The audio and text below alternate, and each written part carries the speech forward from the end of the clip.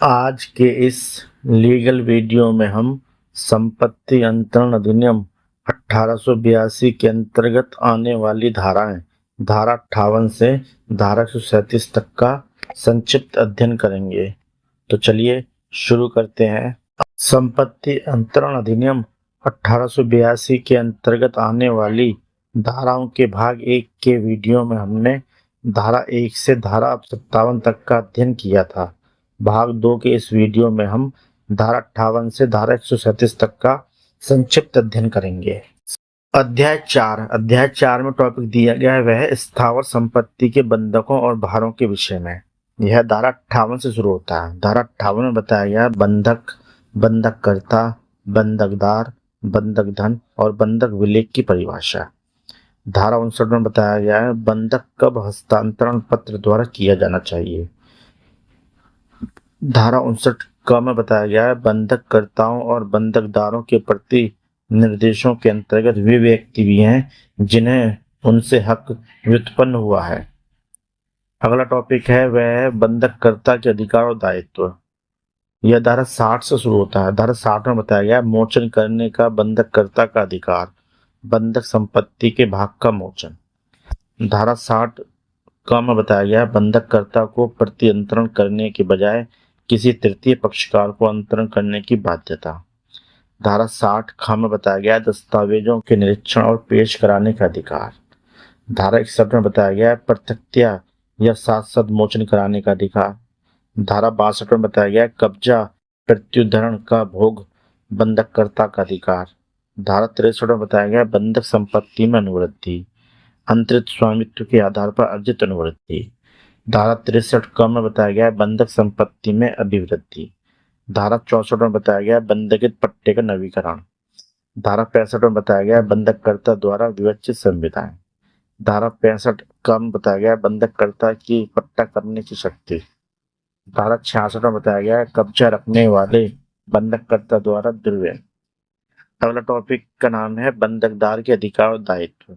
यह धारा 67 से शुरू होता है। धारा 67 में बताया गया प्रोबंध या विक्रय का अधिकार। धारा 67 क में बताया गया बंधकदार कई बंधकों के आधार पर एक वाद लाने को कब आबद्ध होता है। धारा 68 में बताया गया बंधक धन के लिए वाद लाने का अधिकार। धारा 69 में बताया गया विक्रय करने की शक्ति कब विधिमान्य होती है। धारा 69 क में बताया गया रिसीवर की नियुक्ति। धारा 70 में बताया गया बंधक संपत्ति में अनुवृत्ति। धारा 71 में बताया गया बंधकित पट्टे का नवीकरण। धारा 72 में बताया गया सकब्जा बंधकदार के अधिकार। धारा 73 में बताया गया राजस्व के लिए किए गए विक्रय के आगामों पर या अर्जन पर प्रतिकर पर अधिकार। धारा 74 और 75 निरसित कर दी गई है। धारा 76 सकब्जा बंधकदार का दायित्व। धारा 77 में बताया गया ब्याज के बदले में प्राप्तियां।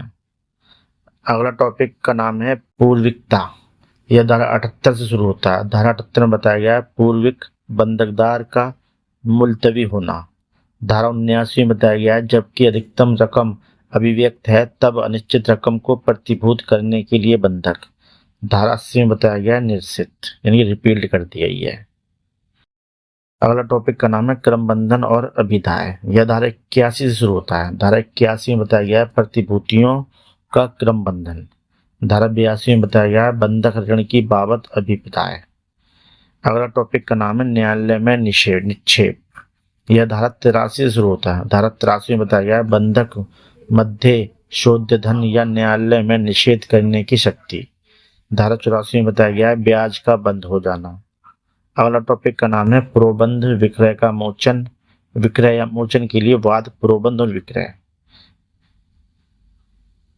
यह धारा 85 से लेकर धारा 90 तक को निरसित कर दिया गया है। अगला टॉपिक का नाम है मोचन। यह धारा 91 से शुरू होता है। धारा 91 में बताया गया वे व्यक्ति जो मोचन के लिए वाद ला सकेंगे। धारा 92 में बताया गया प्रत्यासन। धारा 93 में बताया गया है आबंधन का प्रतिषेध। धारा 94 में बताया गया मध्यवर्ती बंधकदार के अधिकार।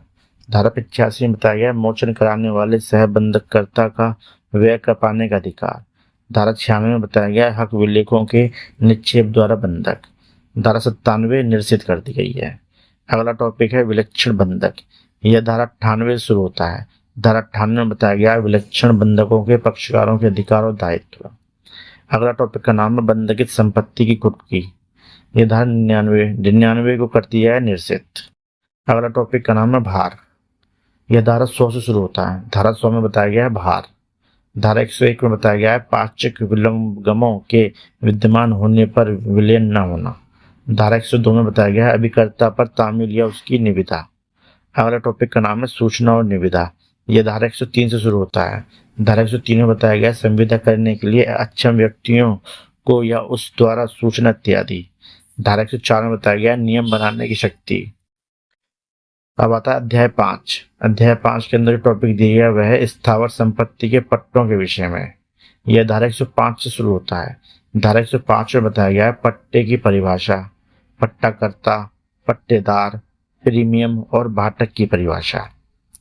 धारा 106 में बताया गया लिखित संविदा या स्थानीय प्रथा के अभाव में कुछ पट्टों की कालावधि। धारा 107 में बताया गया पट्टे कैसे किए जाते हैं। धारा 108 में बताया गया पट्टाकर्ता और पट्टेदार के अधिकार और दायित्व। इसके अंतर्गत क पॉइंट है उसमें बताया गया पट्टाकर्ता के अधिकार और दायित्व। ख पॉइंट में बताया गया पट्टेदार के अधिकार और दायित्व। धारा 109 में बताया गया पट्टाकर्ता के अंतर्गत के अधिकार। धारा 110 में बताया गया उस दिन का अपवर्जन जिससे अवधि का प्रारंभ होता है। वर्ष के पट्टे की कालावधि, पट्टे का पर्यवसान करने के लिए विकल्प। धारा 111 में बताया गया है पट्टे का पर्यवसान। धारा 112 में बताया गया है संपहरण का अभित्यजन। धारा 113 में बताया गया है छोड़ देने की सूचना का अभित्यजन। धारा 114 में बताया गया है भाटक का संदाय न करने के कारण संपहरण से मुक्ति। धारा 114 की ए में बताया गया है कुछ अन्य दशाओं में संपहरण से मुक्ति। धारा 115 में बताया गया है अभ्यर्पण और संपहरण का उपपट्टों पर प्रभाव। धारा 116 में बताया गया है अतिधारण का प्रभाव। धारा 117 में बताया गया है कृषि प्रयोजनों वाले पट्टों को छूट। अगला आता अध्याय 6। अध्याय 6 में बताया गया है विनियमों के विषय में। यह धारा 118 से शुरू होता है। धारा 118 में बताया गया है विनिमय की परिभाषा। धारा 119 में बताया गया है विनिमय में प्राप्त चीज से वंचित किए गए पक्षकार का अधिकार। धारा 120 में बताया गया पक्षकारों के अधिकार और दायित्व। धारा 121 में बताया गया धन का विनियमन। अगला आता अध्याय 7। अध्याय 7 में टॉपिक दिया गया वह है दान के विषय में। यह धारा 122 से शुरू होता है। धारा 122 में बताया गया दान की परिभाषा। धारा 123 में बताया गया अंतरण कैसे किया जाता है। धारा 124 में बताया गया वर्तमान और भावी संपत्ति का दान।